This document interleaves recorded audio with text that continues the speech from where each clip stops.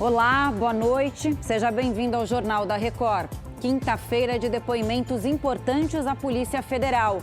Anderson Torres quebra o silêncio e diz não saber quem é o autor da minuta encontrada na casa dele. Já o senador Marcos Duval confirma em depoimento de mais de 4 horas que plano para gravar Alexandre de Moraes foi arquitetado por Daniel Silveira com a presença de Bolsonaro. Agora, no JR. Oferecimento: cartões Bradesco, muito mais benefícios.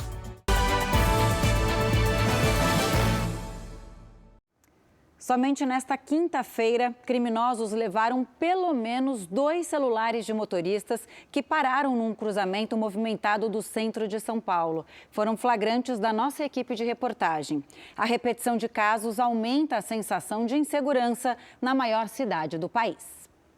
A ação dos criminosos é praticamente igual em todas as abordagens. Eles esperam o semáforo fechar para agir. Este vídeo foi gravado na manhã desta quinta-feira. O criminoso caminha ao lado de uma mulher. Assim que o sinal fecha, ele se vira e começa a escolher o carro que será o alvo. Em poucos segundos, o ladrão se joga pelo vidro e leva o celular que está no painel. Agora, outro caso. Ainda nesta quinta-feira, no mesmo local. O semáforo está fechado e o ladrão corre pela rua. Ele para por um instante atrás do caminhão e pula para dentro do carro vermelho. Ele pega o celular e sai correndo. Já este roubo foi na quarta-feira, exatamente no mesmo cruzamento. O relógio da câmera de segurança marca 8h01 da manhã. De novo o sinal fecha e os carros têm que parar. O ladrão se aproxima, joga uma pedra e rouba o celular do motorista. A vítima chega a bater no carro da frente, na tentativa de fugir. Todos estes roubos foram aqui, na Avenida Rio Branco, região central de São Paulo. A câmera registrou 15 ataques da chamada Gangue da Pedrada, entre março de 2022 e fevereiro de 2023. Os motoristas relatam que se sentem inseguros de parar no sinal. Esse horário já, por isso que o celular fica aqui. Já aconteceu com o senhor? Já. Você não viu o bandido de onde veio? Não vem. Eles são muito rápidos. Essa situação aí piorou de uns 2 anos para cá. O número de roubos cresceu quase 9% no estado de São Paulo no ano passado, na comparação com 2021. Furtos também aumentaram, alta de mais de 20%. Procurada, a Polícia Militar informou que aumentou o efetivo que atua na região central da capital. A Secretaria de Segurança Pública disse que no fim do mês passado foram presos 2 suspeitos em flagrante por roubo de celulares na região. Pelo jeito não foi suficiente. O prefeito da cidade mineira de Tombos atropelou e matou uma mulher numa rodovia do Rio de Janeiro. A Virgínia Nalon acompanha o caso e tem as informações. Bom, na verdade, eu vou seguir aqui com as informações. A Bianca Maria Florindo de Almeida, de 28 anos, andava de moto quando perdeu o controle depois de desviar de um cachorro. A Bianca esperava pelo resgate no acostamento quando, segundo testemunhas, foi atropelada por Tiago Pedrosa Lazzaroni Dalpério, que estava em alta velocidade e não prestou socorro. O acidente aconteceu na noite de quarta-feira na rodovia RJ 220. Horas depois do atropelamento, Tiago foi encontrado na Prefeitura de Tombos.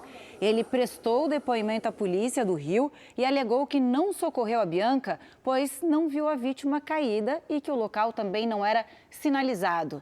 Tiago se negou a fazer o teste do bafômetro por orientação do advogado, alegando que estava em horário de trabalho. E a previsão é que o inquérito da Polícia Civil seja concluído em 30 dias. A estrada BR-376, que liga o Paraná a Santa Catarina, foi interditada de emergência por causa das fortes chuvas que atingiram o sul paranaense nos últimos dias.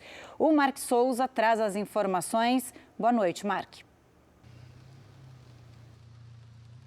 Boa noite, Camila. O volume de chuva acumulado na última semana levou a Polícia Rodoviária Federal e a concessionária responsável pela rodovia a fecharem totalmente a BR na altura de Guaratuba, no litoral do Paraná. Está sendo feita uma análise para descobrir se há risco de deslizamento de terra. A interdição acabou provocando congestionamentos. No sentido Santa Catarina, a fila de veículos chegou a 37 quilômetros. A rodovia ficará fechada até pelo menos às 6 horas da manhã desta sexta-feira. E a reabertura vai depender das condições climáticas, se estiverem favoráveis. A interdição é no mesmo ponto onde, no final do ano passado, um deslizamento de terra atingiu 14 veículos, deixando 2 mortos. Essa é a terceira suspensão da circulação de carros na rodovia depois do acidente com mortes.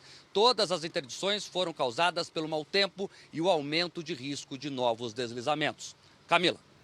Obrigada, Mark. Bom, e acabou agora à noite em Brasília o depoimento à Polícia Federal do ex-ministro de Bolsonaro e ex-secretário de Segurança Pública do Distrito Federal, Anderson Torres. Ele foi ouvido por 10 horas e, segundo a defesa, todas as perguntas tiveram resposta. O Alessandro Saturno acompanhou tudo para a gente. Saturno, boa noite para você.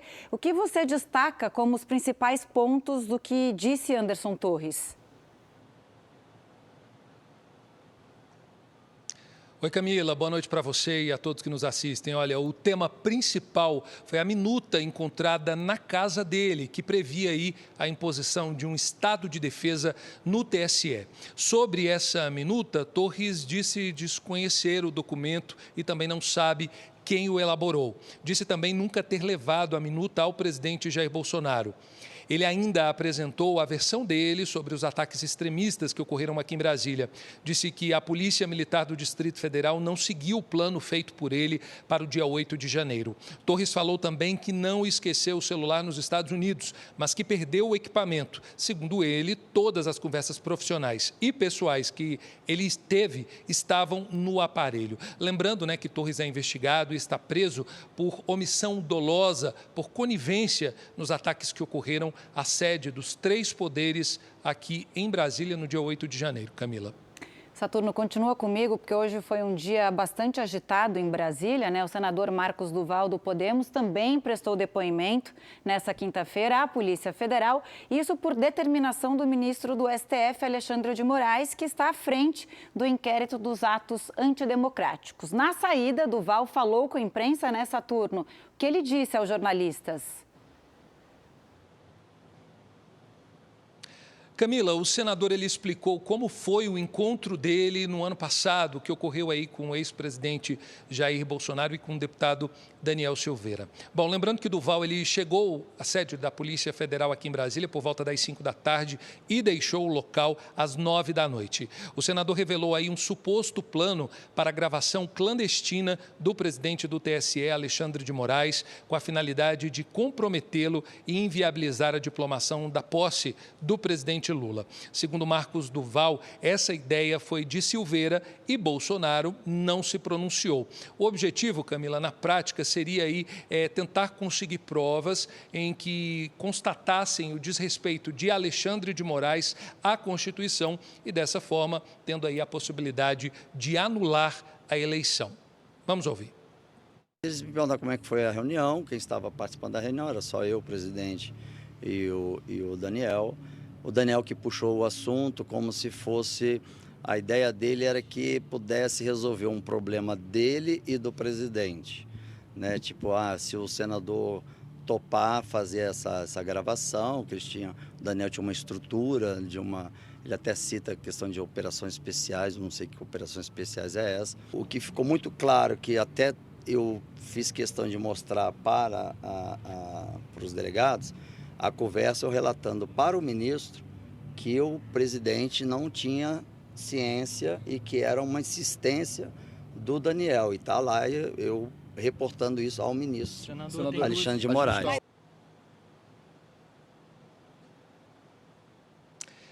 Camila, e mais cedo, durante uma transmissão de madrugada, Duval chegou a dizer que teria sido coagido pelo ex-presidente Jair Bolsonaro para participar desse esquema, justamente na tentativa de anular as eleições. Mas como a gente viu, horas depois, ele voltou atrás e tentou minimizar a participação do presidente Jair Bolsonaro.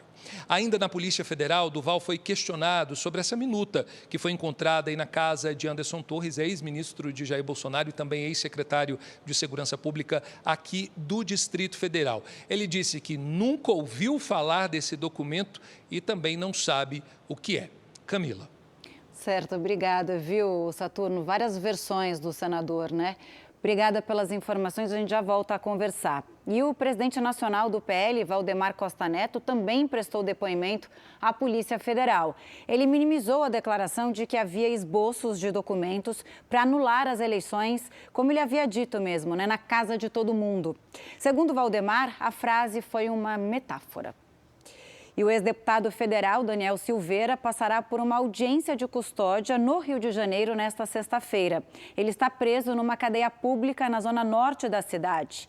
O repórter Marcos Marinho está com a gente, tem as informações. Oi, Marcos, boa noite.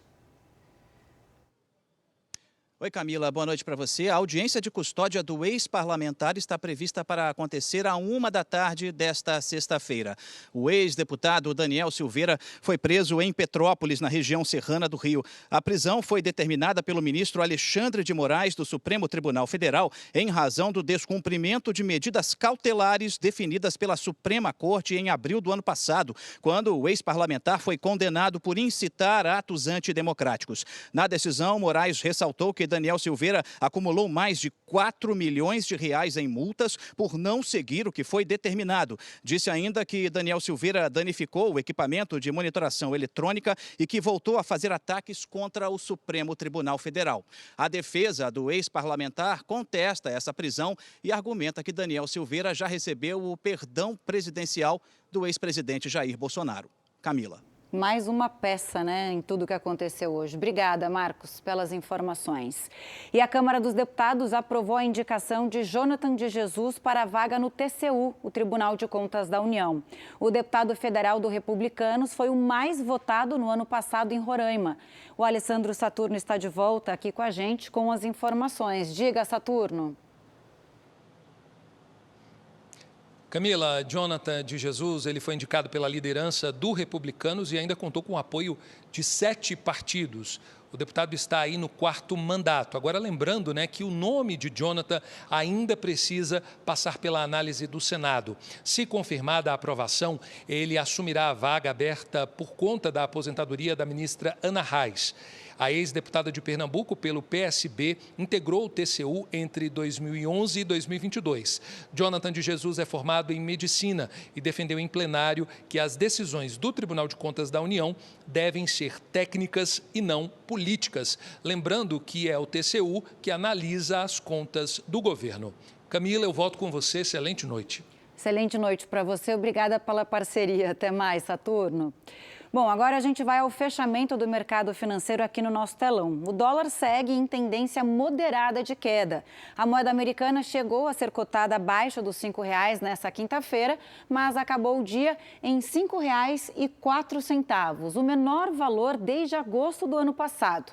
O comunicado do Comitê de Política Monetária do Banco Central, que pode manter a Selic num patamar mais alto, é apontado como o principal fator para a queda do dólar. Já o índice Ibovespa caiu 1,72%. Muito disso em razão da queda nas ações da Vale e da Petrobras, que reagiram mal à mensagem do presidente Lula ao Congresso criticando as privatizações. E uma última notícia, um caminhão foi arrastado pela correnteza durante a forte chuva que atingiu a Grande São Paulo agora à noite. As imagens mostram um homem se equilibrando do lado de fora do caminhão, que só parou poucos metros depois no muro de uma garagem. De acordo com a Defesa Civil de Ferraz de Vasconcelos, esse homem, por sorte, não ficou ferido. Na zona leste da capital, 2 pessoas foram resgatadas após ficarem ilhadas. O Corpo de Bombeiros precisou usar um bote para chegar até as vítimas. Este foi o Jornal da Record. Outras informações na primeira edição do JR 24 horas às 7 da manhã. Você fica agora com Fala que eu te escuto. Boa noite para você e até mais.